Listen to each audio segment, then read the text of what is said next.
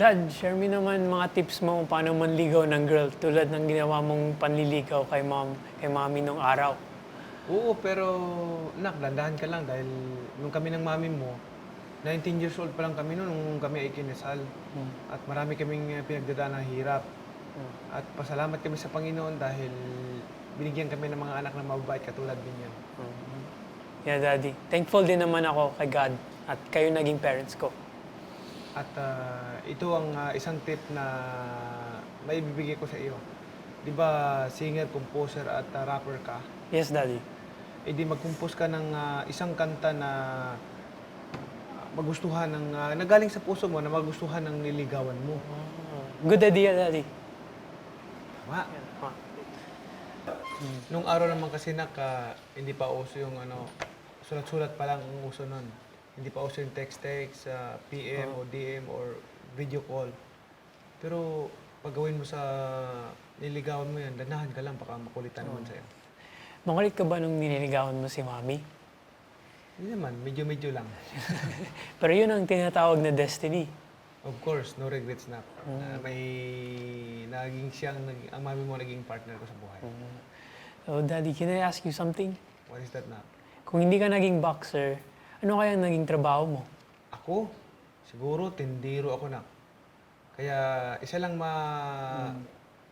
maipagmamalaki ko sa inyo na yung maiwanan ko sa inyo pagdating ng panahon, makapagtapos kayo sa pag-aaral, makakuha kayo ng degree. Because pag may degree ka, you can do more as a good citizen. I promise, Daddy, hindi kita bibiguin. Salamat na. Parang yung kinakain lang natin na hindi ka bibiguin sa lasa. Lalo na itong tin fish ng Unipac. You said it right, Daddy. Alam mo na, gusto ko sanang i-wrap mo yung tin fish ng Unipac. Pero ako, magaling ka naman eh. Pati sa chicks, magaling ka rin eh. Sakto lang, Daddy. Gusto ko lang maging sakto sa lahat ng bagay. Itong Unipac sardines, sakto sa lahat ng panlasa natin. Yan ang gusto ko na, maging sakto sa kaligayahan ng bawat membro ng pamilya natin. Sa ngayon, Daddy, ano kaya sa tingin mo ang kulang sa buhay mo? Ako na, ang kulang ko pa sa buhay, gusto ko pang marami matulungan na tao. Yung mga may hirap. Kasi alam mo naman kung saan kami nanggaling ng mami mo. Sa buhay na pinakamahirap. So gusto kong, pag may nakikita kong mga mahirap, gusto ko silang matulungan pa.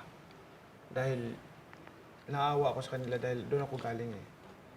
At isa lang mapayo ko sa'yo na basta wala kang inaapakan, wala kang inargabyado, at wala kang inaapi. Yan ang gusto ko sa inyo. Yes, Daddy. Tumulong din kayo sa mga tao. Yes. Para mas lalo pang maging successful ang buhay mo. Looking back sa life story mo, Daddy, maraming ups and downs, humble beginnings. Daddy, ang tibay-tibay mo. Alam mo na, perseverance at saka paniwala sa Panginoon, tibay ng loob at tiwala sa sarili. Focus lang. May kasabihan nga anak na yung sinasabi ni Winston Churchill na you will never reach your destination if you stop and throw stone at every dog that barks. So, kailan focus ka lang sa sarili mo para maging successful ka. Kaya di lang ako nag-idol sa'yo. Idol ka rin ng buong universe. Sabi mo, idol ako ng universe. Alam mo kung sinong idol ko? Si Unipac. Same here, Daddy. And one more thing, Michael. Always choose to be kind. To be blessed. We are not rich, but we are blessed. Being rich is not how much you have, but how much you give. Somehow, you'll give and you'll be more happier.